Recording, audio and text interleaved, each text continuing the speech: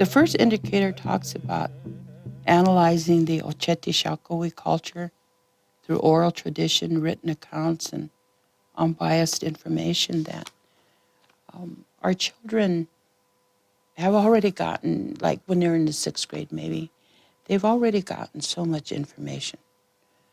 And it's been biased, and so we wanted to make sure that at some point they had some skills to know the difference between what was biased and unbiased.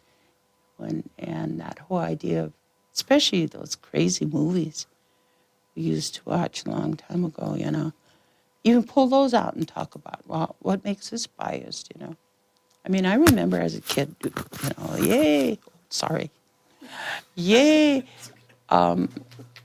here come the cavalry, they're going to say, So I think that was one of the important things that we wanted kids to know about, our students to know about. And the very first one for K2 is talking about exploring the Oceti Sakowin culture. What is that culture?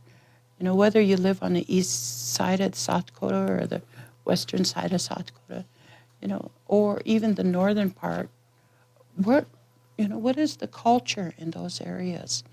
And to go exploring and finding out what they are. And our Dakota people have just recently started to embrace their culture and started to find out more and more.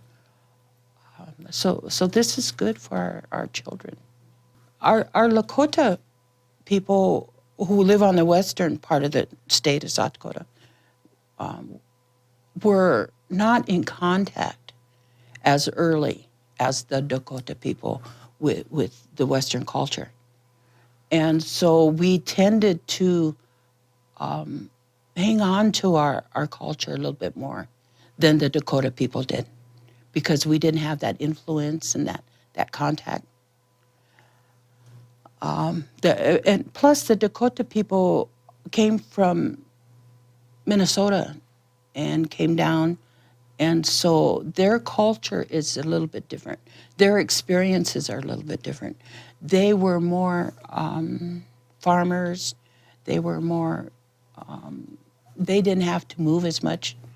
Lakota people were chasing the buffalo all the time. They didn't have to do that as much. Even though we were all part of the Oceti Sakowin, we were all part of that council, the 7 council fires. Our cultures were different, and our languages are different. Well, you can say the dialects are, you have the L and you have the D. So there's a Lakota, Dakota, there's that difference, but it's more than that. And because the Dakota people had to, they had the Dakota conflict in Minnesota. Then you had the hanging of the 38. Then you had the rest of the people that were put on boats and sent down the rivers, and some went to Santee, and some came back up to Fort Thompson. Their culture, they didn't embrace their culture. Well, they didn't, maybe I shouldn't embrace it, but their experiences didn't allow them to hang on to it very tightly. And so now, with the letters that were just now being translated, and have you had an interview about the letters? No? Okay.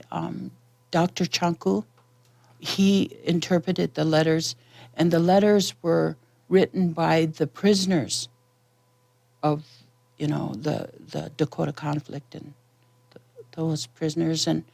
And with those interpretations of those letters, we're just now finding out what that history was and what happened to the people.